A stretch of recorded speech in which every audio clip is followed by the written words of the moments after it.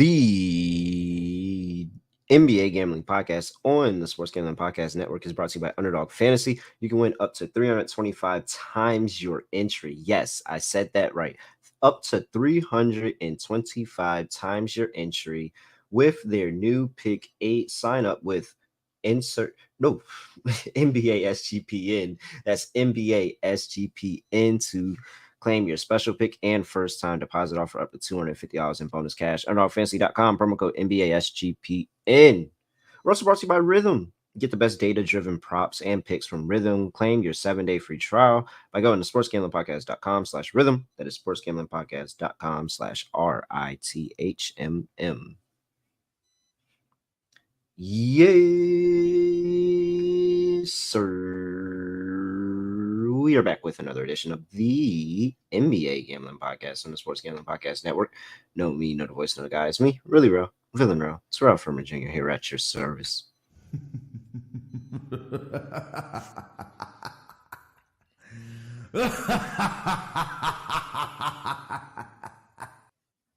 Oh, I am ready to get this over with because this is distracting me. This is absolutely distracting me from the 12-1 lock heater that I have going on in the WNBA. Not jinxing anything, just stating the facts. And the facts are we've started with 13 locks for the year. I have hit 12-1. So, I mean, that's just the facts, not a jinx, not jinxing. This is just me stating the facts of that is the fact of what has happened here. And now we're back here for the NBA finals. And I need some of that to transfer over here onto the NBA. Scott Studio Reichel. Scott, what's going on? Scotty, beat me up.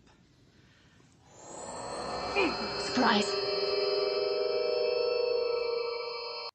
Yeah, doing pretty well. While you hit a lock yesterday, I swept the WNBA show, so it worked out well. Ended up having a couple of comeback wins, but they count the same. I know we also had a WNBA show for the games on Wednesday, so if you are still hoping to watch some basketball, there is some basketball for you to watch, and we did an episode for it. A reminder that even though this episode is focusing on Game 1 of the finals, Game 1 is actually not on Wednesday. It's on Thursday. Just keep that in mind. Game 1 will be tomorrow. But it's nice to have basketball again. We've been off for about a week. It was almost a week and a half, but thankfully Minnesota did win a game. So at least they got to drag it out a little bit. But it should be fun. I know that we already covered our thoughts for the series with Munaf. So if you do want to check out our series predictions, we already did that a couple of days ago. But it should be fun. Looking forward to breaking down some games. Yeah, and I mean, well, we had basketball this entire time. It was glorious basketball this entire time. But this in addition to is amazing. And before we talk about that, I gotta remind y'all about our contest. We're giving away $100 cash and $100 gift card to the listener who wins our NBA Finals prop contest. So you can head over to sportsgamblingpodcast.com/finals to enter that contest. It's a whole bunch of props there. We are going to give away $100 and $100 gift card to the top listener that hits in that contest. So make sure you go ahead and take advantage. sportsgamblingpodcast.com/NBA finals. And it's free. Like, it's free to do. Why not? It's free. All right. Here we go. I mean, these teams have had rest. It looks like they've gotten healthier in this time. And so, I mean, now it's just the play on the court. This is the moment all year. This is the moment that everybody's been waiting for all year. And so here we go. The Dallas Mavericks are traveling to Boston to play the Boston Celtics in Game 1 of the NBA Finals. Boston opened up laying 6. They are now currently laying 6.5. 214.5 is the total. That actually has gone up half a point as well. Injury report for these two teams, and the big news for the Boston Celtics is Kristaps Porzingis is expected to play in Game 1 of the NBA Finals. We have not seen him in a game since Game 4 in the first round, so about a month. Want to say that's a good month that he has not been on the court. Nothing really to report for the Dallas Mavericks. Everybody who is going to play is going to play. it's lower level players. Like, we're not talking about this. This is the NBA Finals. So 6.5 here with the Celtics on their home court, Scott. I'm going to kick it over to you. What are you doing against the spread in game 1 of the NBA Finals? It's a bit tricky because Dallas, we've seen occasionally punt game 1. Then they showed up for game 1 and they won it against Minnesota. As for the Celtics, the issue with them has been for years, they are not very good at home in the playoffs. Now, they were able to sweep Indiana. A reminder, they should have lost game 1. And then you had the inbound turnover and the Jaylen Brown three-pointer and all the chaos that happened after that. So they should have lost a home game again. I know you had a streak going with Boston losing at least 7 one straight home game. series. That many series. It should have been one more, and it should be active, but the streak unfortunately ended. Point is, though, it's tricky because I do think Boston, with Porzingis, can either look really good or really bad, because Porzingis, we know how impactful he was this season. We know how much better the Celtics were according to metrics when he was on the court. The issue is when he's not going to play for a month, and according to him, he'll play, but he's not 100%. Is he going to be extremely rusty? Is he going to ruin the flow of some things? He might. There's a lot of question marks surrounding Porzingis and if he's going to potentially, at least for one game, be subtraction by addition in the spot. So I think I'm going to lean to Dallas plus the points. I see a lot of close games in this series. I just think these teams are going to kill each other. And I think that if you're looking at Boston, who's had a hard time, even against weak competition, besides the Heat series, they've had a hard time putting away teams. They've kind of let teams hang around. And I do think that Dallas can hang around enough to make this a one-possession game late. Am I picking Dallas to win? I didn't say that for game 1. But I do think 6.5 is a little bit large for a team that, historically speaking, has had a really hard time defending their home floor and a really hard time of actually putting teams away and not giving teams a random 12-0 run in the fourth quarter to suddenly make games interesting again. So I'm going to lean to Dallas in this spot. I think 6.5 is too many. Yeah, this series is going to come down to Boston and how they told us for the past couple of years how they want to win basketball games. They're live or die by the 3. They want to take as many attempts as they can. They want to make as many attempts as they can. They're going to continue to shoot the 3 ball. And when that 3 ball is not hitting, that's what a good portion of those home losses is, because they have nothing else to fall back on. That's kind of the plan for them. We're just going to continue to shoot a bunch of threes. And yes, we have people that are talented in other areas, but that's not what we're looking to do. And in a lot of those losses, that's what's happened. Boston couldn't hit anything, and the other team just caught fire. And this Dallas Mavericks team, I think, well, Luka and Kyrie, we know they can catch fire at any time. And then if it's the setting up of the bigs, if you have PJ Washington and Derrick Jones Jr. hitting corner threes, like, I think all of that is going to be too much for the Celtics to handle. And even if it's not, I think it means that it's going to be close. I just think that if it's a close game and we're talking a final minute of a game and it's a one possession game, I'm taking Luka and Kyrie versus Jason Tatum and Jaylen Brown every single time, because I trust those 2 players in the clutch more than the other 2. So I think that I agree with you. This is going to be a close game. I think for the most part, all of these games are going to be close. So I'm taking the points. I'm taking the 6.5. And I think that at the very least, this is very, very close. But I do have some if you saw the final series, I do have that Celtics win game 1, Dallas to win the series 5-1 still sitting in my pocket. Yeah, I think at the end of the day, it might come down to Boston's late game execution. And we've had issues with that in the past, and they were better at it in the Indiana series. On the other hand, you might be wondering why they were constantly in close games against Indiana when Halliburton wasn't really there for the last 2 games. But Boston got it done. They had a couple of moments there. Game 1 where they, I'd say, blew a decent lead early. Then Jaylen Brown bailed out Tatum, and then Tatum caught fire in overtime.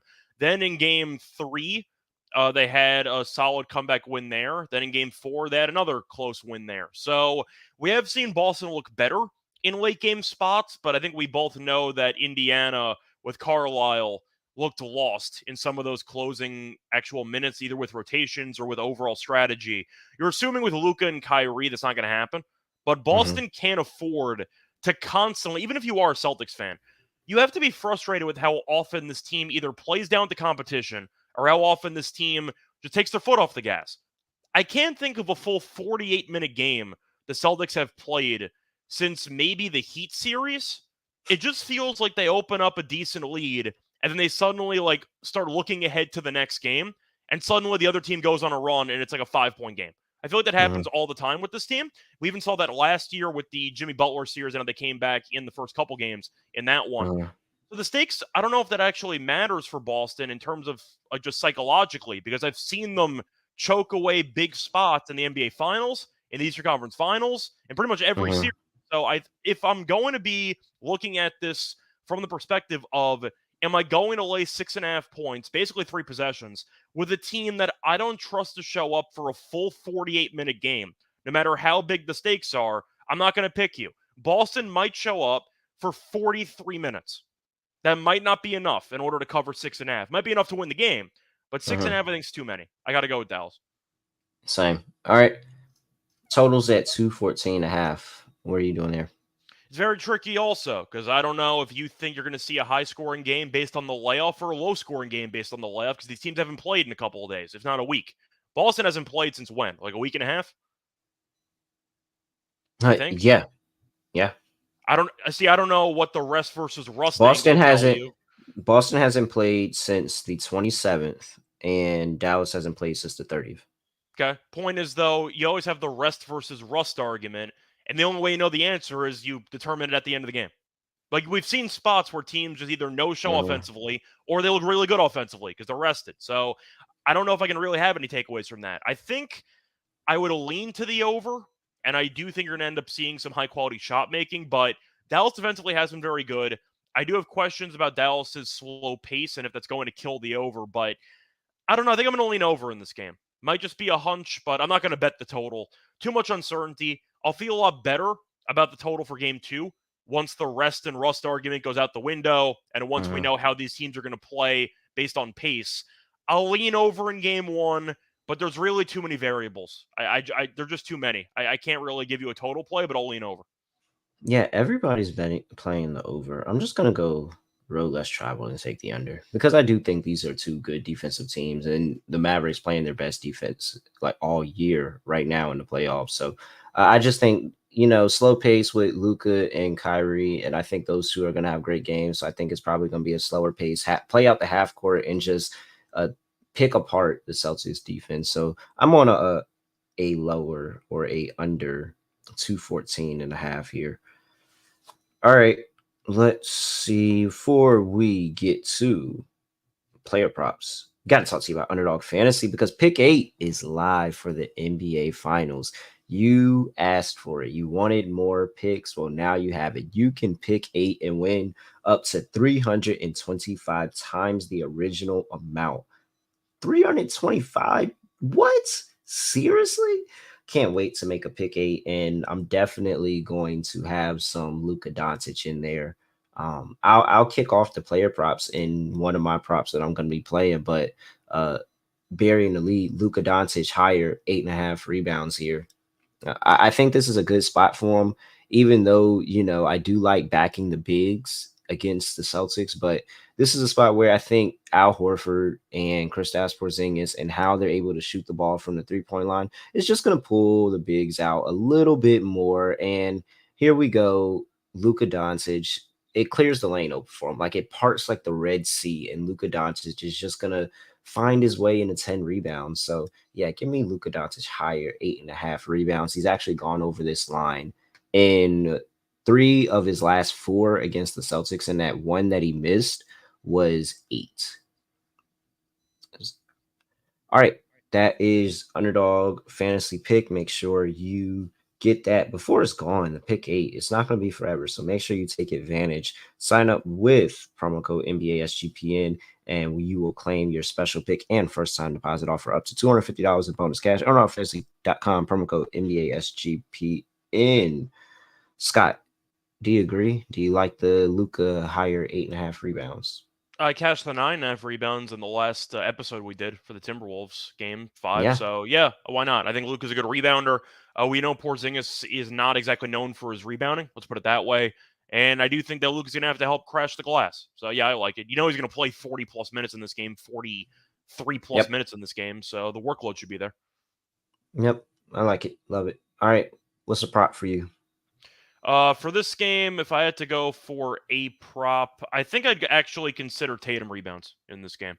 I think Tatum is going to have to help out on the boards. Porzingis, once again, is not the greatest rebounder in the world, but Tatum's been great at rebounding so far in the playoffs, and I think that he's in line for a solid matchup. I do wonder how Boston's actually going to guard Luka and Kyrie, so we'll see who gets the Luka matchup and who ends up with Kyrie, but the point is I do think that Tatum rebound should be worth a look.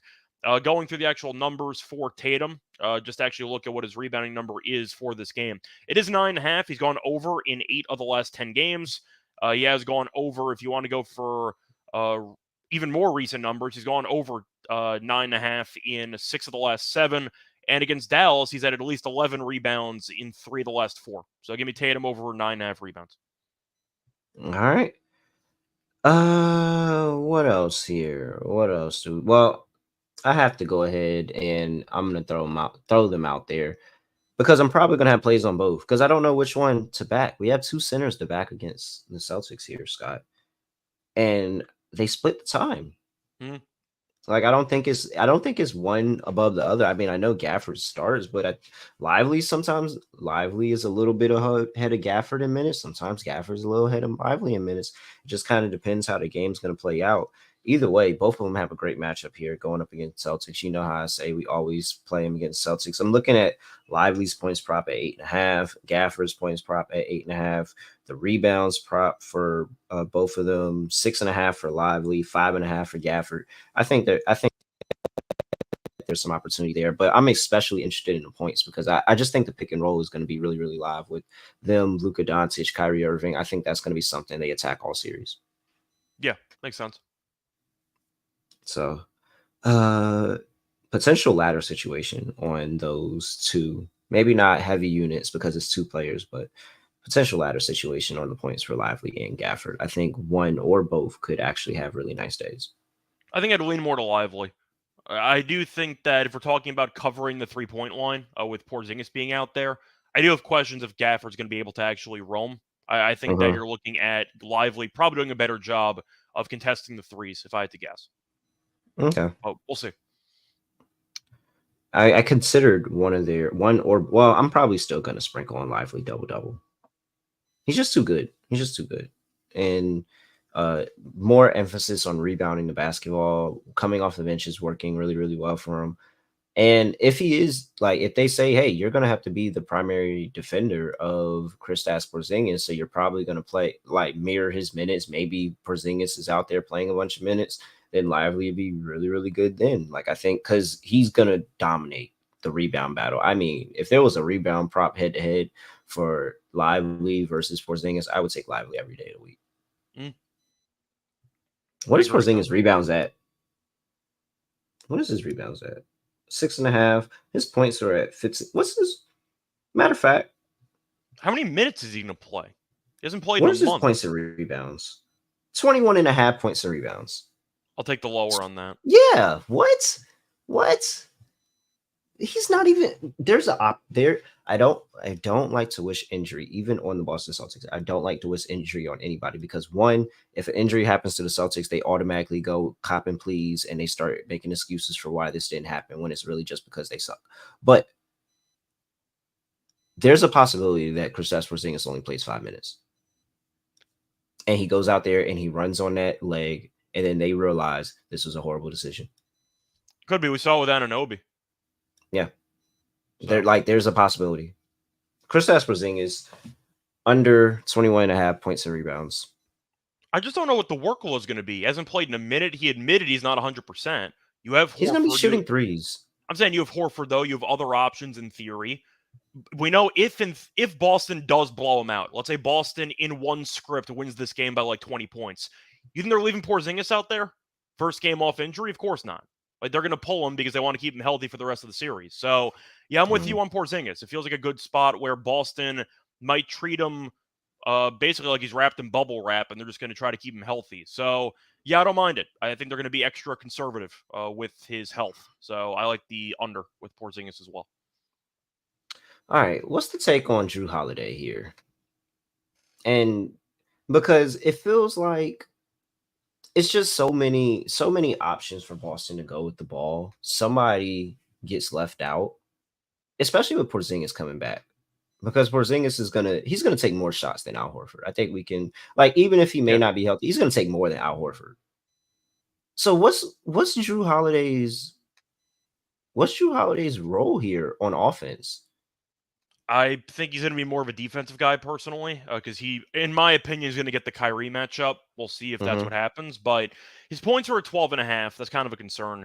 I think assists could be there for him. I don't think rebounds will be. So maybe if you want to go for like a points and rebounds under for Holiday, I don't mind it. But when it comes to his role, I know he had a very solid series against Indiana, but we have seen Kyrie kind of like, I'd say, dial it up defensively. Same with Luka. The entire team for Dallas has been fantastic defensively for the playoffs up to this point.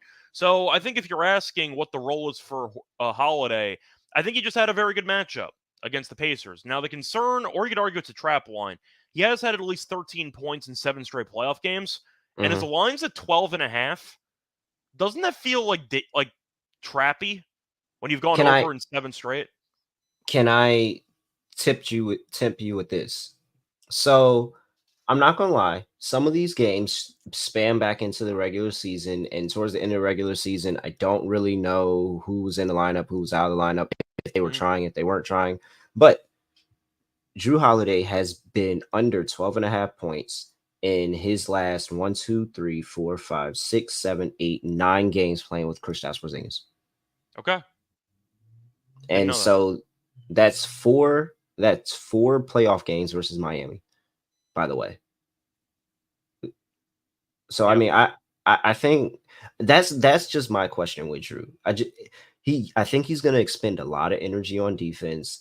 And at what point, when you're swinging the ball around and you're going out there, you're trying to figure out where you're going to attack and score, are you saying, well, let's just draw up a play for Drew Holiday, or like let's just, like, I don't know. So yeah, I'm gonna take a chance with it. Give me Drew Holiday lower, under 12.5 points, because it just feels like somebody's gonna have to miss out.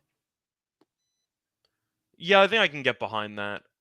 Just to ask, are we doing this for underdog, or are we just talking about just players? Oh, in general. In general, like, okay. Yeah, this isn't underdog. I don't know why I said lower. Well, I'm a company man. That's why I said that. I'm a company man. Because I see one player and I see a prop on him, and it's a very, very low number. It's a hilariously low number. The question is, will he actually hit one shot?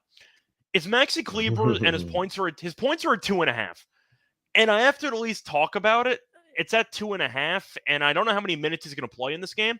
I do think he can capitalize on potentially Porzingis' minutes if Porzingis is unwilling to fully contest outside jumpers. We know Cleber spends a lot of time on the outside. They're going to probably trap Luka at some point in pick and roll coverage. I think it's worth talking about. It's at 2.5. The over is -120. If you want the actual stats here, he has gone over 2.5 points in 9 of his last 10 games. In fact, he's gone over in, let me just do the math really quickly. But the point is, Cleber, he needs 1 3-pointer. I think that's realistic. I don't know how many minutes he's going to play. He did play 9 minutes in the final game against Minnesota, but he was coming back from injury, and we know that he had extra time to rest for this series. I think he'll get some run. I think he'll be able to take at least 1 3-pointer, maybe 2, but 2.5 points, I just feel like that's too low for a 3-point shooter. I'll take the over on Cleber at 2.5 points at -120. I see. I'm looking around Twitter trying to find any type of reporter saying anything about Maxi Cleber. Only thing I have is a couple of days ago, they showing him and Dwight Powell working on right corner threes. Good. That's what I want. Make one of those and we're happy. White ring. All right. So yeah, just a bunch of him shooting threes in practice, but I don't see anybody reporting about a role for Cleber. I'm assuming he'll probably end up playing like 10 minutes, give or take, but he has attempted at least 2 3-pointers in 4 straight games.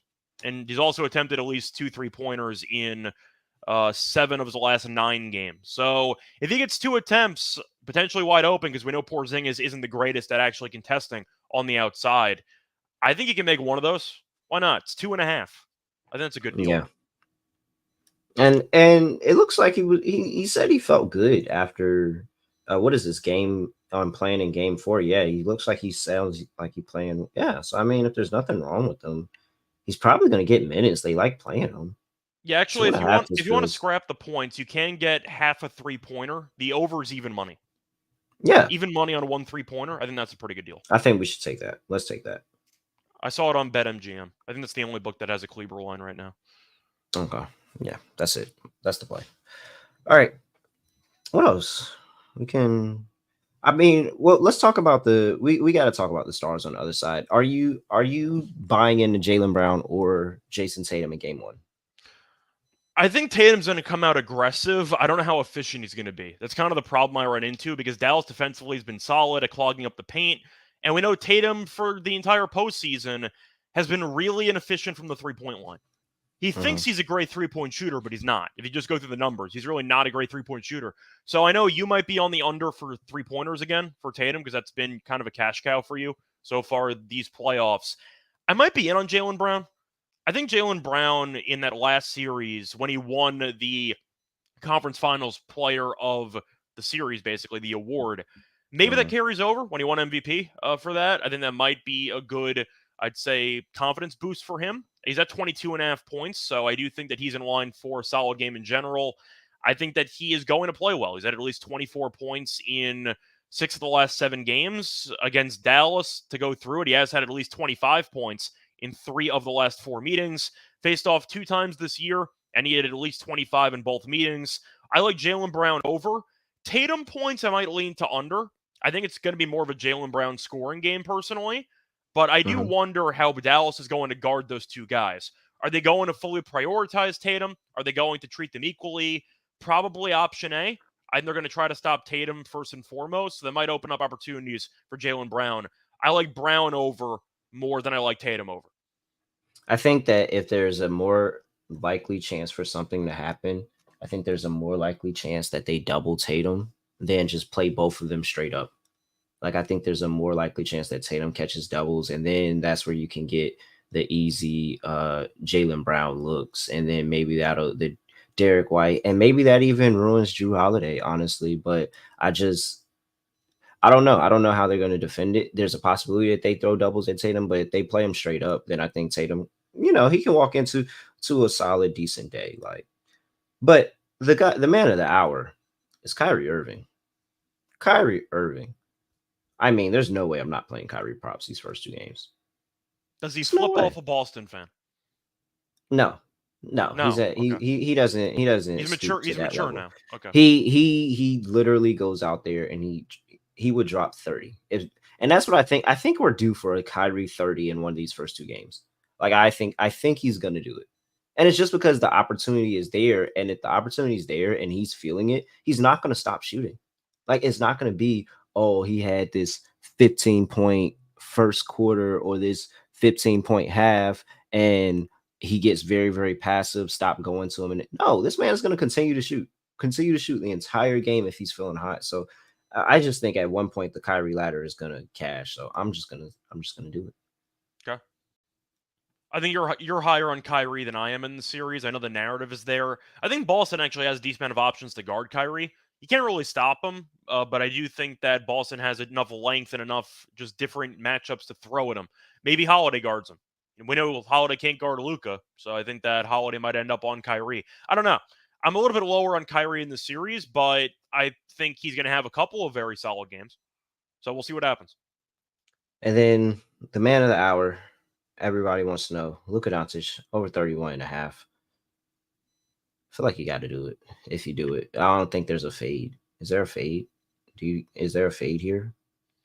I mean, if there was going to be a fade, you could argue it might be potentially assists if you think that Boston just kind of lets Luka do his thing, stops everybody else. It comes down to what the defensive game plan is going to be for Boston. That's kind of why always game 1 in a series is a very risky but potentially very profitable game to bet on, because if you guess everything correctly with the actual game plan of these teams, you can find a really bad prop line. But if you're wrong, you're going to look like an idiot. So I feel like, once again, Luka might be in a spot where Boston might dare him to beat them single-handedly, and then he ends up with 40, and they still might lose the game. So that could be an option for you too.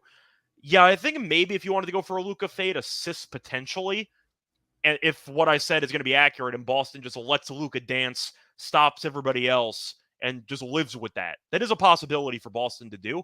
So maybe assists under for Luka. I know we like the rebounds. I know we like the points in general. So the only fade I'd have would be assists potentially. I'm not going to bet it, but that could be an angle. Okay. All right. Anything else, Scott? I feel like we've covered a good amount of players. Somebody said something about PJ. Who's hitting threes, PJ or Derrick Jones Jr.? I mentioned Derrick Jones Jr. in the series preview because I think Boston has to sacrifice something with Luka Mm-hmm. and Kyrie on the court. And we know Derrick Jones, historically speaking, is not a good three-point shooter. However, he actually did improve on that in that Timberwolves series, so I do think that he can hit a couple. His threes are at a half. The problem is a half is at minus 200, so I can't really take it. If you wanted to go for a 1.5, though, for Derrick Jones, you can get 1.5 3-pointers at plus 250, and he's made it at least 2 3-pointers in 2 of the last 3 games. He has attempted at least 3 3-pointers in 3 of the last 4. So the issue is attempts. So that could be a bit of a problem. But I can take half a 3-pointer at like minus 190. Maybe if you wanted to go for the 250, but the volume's not there. So potentially, I guess it would be Washington by default. Maybe if you want to go for like a Josh Green prop, maybe like that could be an option. But Green threes, the overs at minus 135. It's actually a crazy line disparity, by the way. It's 135 in most books, and FanDuel is minus 185. So FanDuel's trying to rob you blind. He has made at least 1 3-pointer in 9 of the last 10. So that is something to keep in mind. 6, 7, 8, 9, 10, 11, 12. He's actually made at least 1 3-pointer in 12 of the last 13 games. So give me Josh Green over half a 3 at minus 135. Derrick Jones Jr. Every series, 2 games with 2 plus or more threes. Yeah. Plus 250, but Josh Green for consistency at a half a 3-pointer at minus 135 has gone over an 11 of 12. Yeah, that's crazy. That's got to be worth something. All right.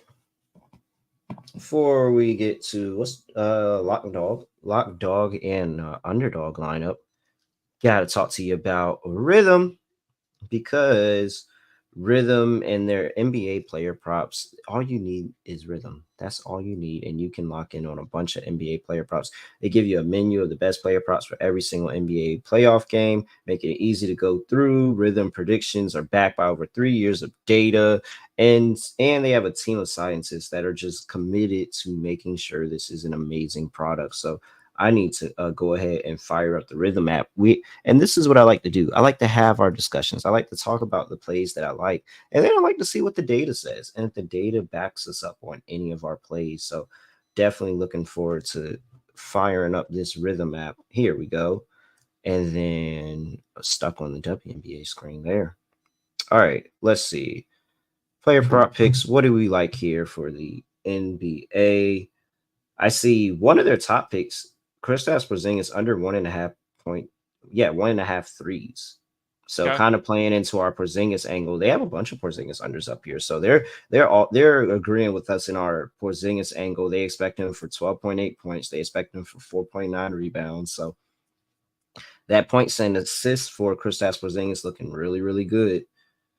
Let's see here. Who do they have ahead?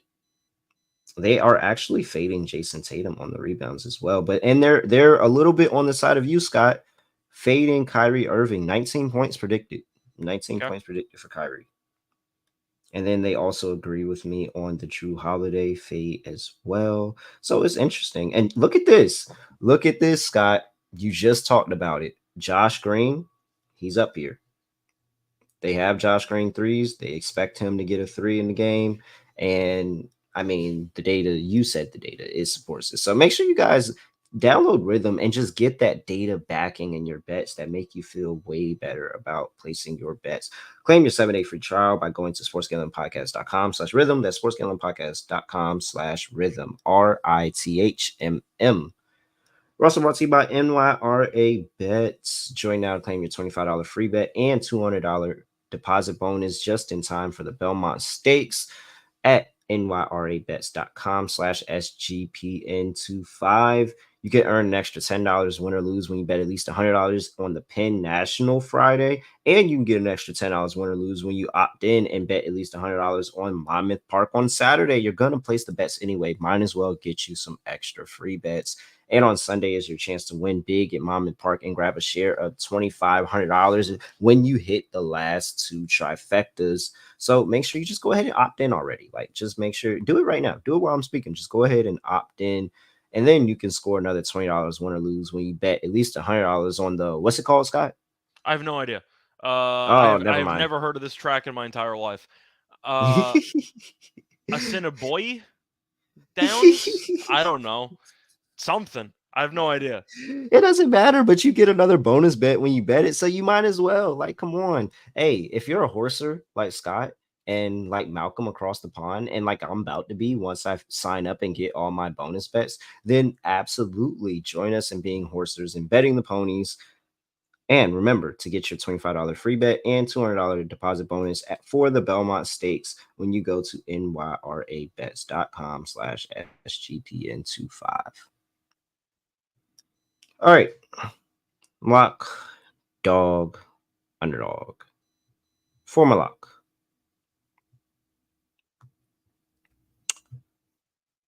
Luka over 8.5 rebounds. It's way too low. Way too low. You have a price on that? Let's see, what's the best price?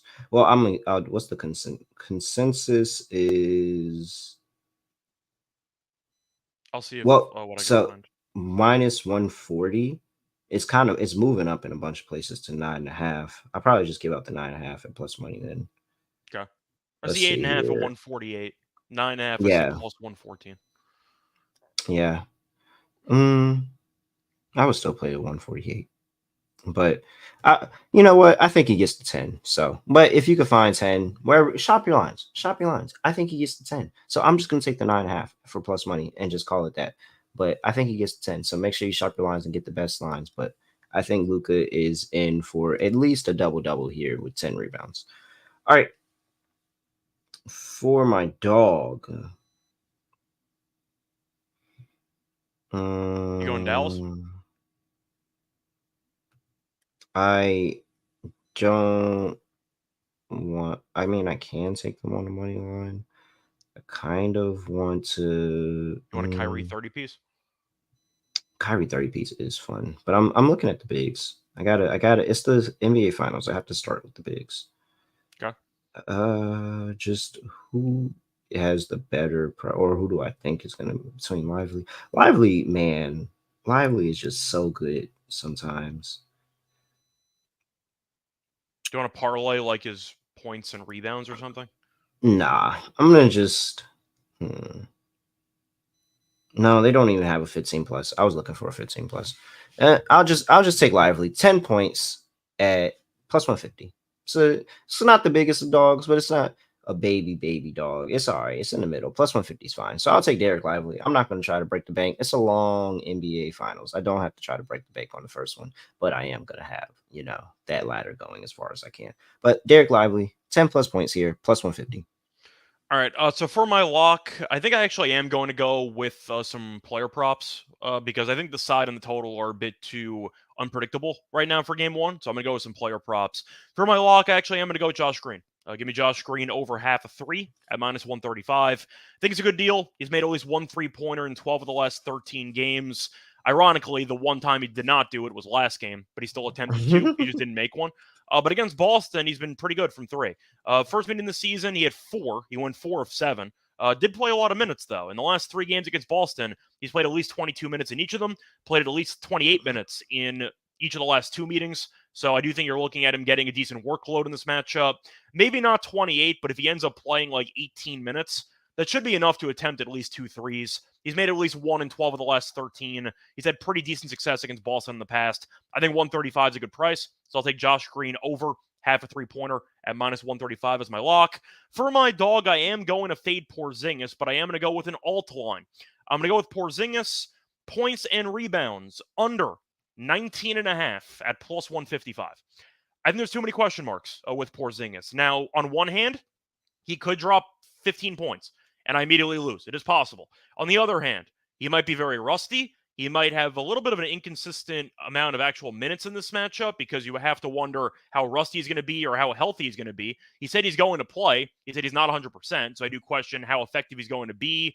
Point is, with Rust and a lot of question marks here, I do question if Boston's going to ease him back into action. It is game one. We know Boston is not going to immediately risk Porzingis' health for the sake of game one. So I think you're looking at Porzingis potentially getting a smaller workload than people expect. Maybe he ends up playing 20 minutes flat, 23 minutes flat. We'll see what happens. But I think for the points and rebounds, for a guy that really does not rebound that well, at 19.5 at plus 155, I think it's a great deal. If you want to play the regular line, you can do that instead and get a couple of extra points for leeway. But give me 19.5 under for Porzingis rebounds and for points and rebounds, I mean, at plus 155. All right. Let's see. Underdog. I already had Kristaps Porzingis lower 21.5 points and rebounds. So it's so funny that you made that your dog because I just went ahead and threw it in there along with Luka higher 9 rebounds. It's the one thing missing from the WNBA. We just want alt lines for combo props. That's really all we want. And NBA has that. So and defensive props. And defensive props. And defensive props, true. All right. One more. I was going to put the Josh Green half a 3-pointer made, but it's higher 0.9x. Didn't know if you wanted that. What's the Luka rebounds at? Is that 9 flat? Yeah, I already have it up here.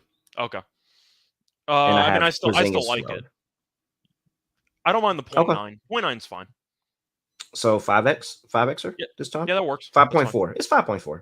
So we get a little bit behind, but it's all good. So there we go. Luka Doncic higher 9 rebounds. Kristaps Porzingis lower 21.5 points and rebounds, and Josh Green higher half a 3-pointer made. And you add that in the underdog, $100 is going to get you $540. Make sure you use that promo code NBASGPN as NBASGPN when you sign up. You can get a special pick and a up to $250 deposit bonus as well. So make sure you use that promo code NBASGPN. Scott, anything else for people before we get up out of here? No, looking forward to game one. A reminder that if you want basketball tonight, there is basketball tonight, and we did an episode for it. We got the WNBA show. And just so you know, lock record 13. Well, I'm going for 13. So this is. I don't know what my dog record is, but it's pretty good. So yeah, no, it's actually I got it right here. It's actually scarily good. Like you are hitting 46% of your dogs, and a lot of them are 2-1 or higher. So if we go down the list, you had AT assist at plus 245. You had Jewel Lloyd over 5.5 rebounds at plus 240. That's insane. That line was ever there. Jane Sparks money line was plus 140. Natasha Cloud 8+ assists was plus 225. And then you cashed the Sparks money line at plus 215. And then you just cashed the Sun Lane 12.5 parlayed with the under for plus 264. Yep. It's a lot of units. Insanity. So can't complain. Insanity. The amount of dogs that you're cashing. That's the only thing I can't cash. I can't cash dogs, but the locks are going strong at 12-1. All right. Great. Dog. We're such a great team. All right. Anything else for the people before we get up out of here? No. Once again, looking forward to the games. WNBA tonight. What's tomorrow's games? Yeah. Are you asking for an episode tonight? Or are you asking for our picks for tonight? Because we already did the picks for tonight. I think he's asking for an episode. I think he's asking for an episode. That's up to you. Yeah, because there's 2 games tomorrow. So I think tomorrow. What we have lines for? Yeah, we definitely have. So yeah, we'll do one for tomorrow. All right. What time do you want to do that at? Do we have a show? Is there something scheduled for us on tomorrow at this time slot? There shouldn't be because we just did game 1. So yeah, I think Munaf might be doing podcast. I don't know. We'll see. It'll either be tonight. Noon, I think though. Oh yeah, then it's either tonight or tomorrow morning, one or the other. But we'll definitely do the games on Thursday. All right. Make sure you're subscribed if you're on YouTube if you're not already, and make sure that you go ahead and give us a 5-star rating review wherever you get your podcast. Make sure you comment. Make sure you do all of that. But make sure you like the video. Please like the video. Hey, there's some 300, 400 of you that come back and watch these later. Just like the video. Just like the video before you get up out of here. Other than that, I have nothing else to say, nothing else to do. No other way of ending the podcast. Just going to end it like this. We are out of here.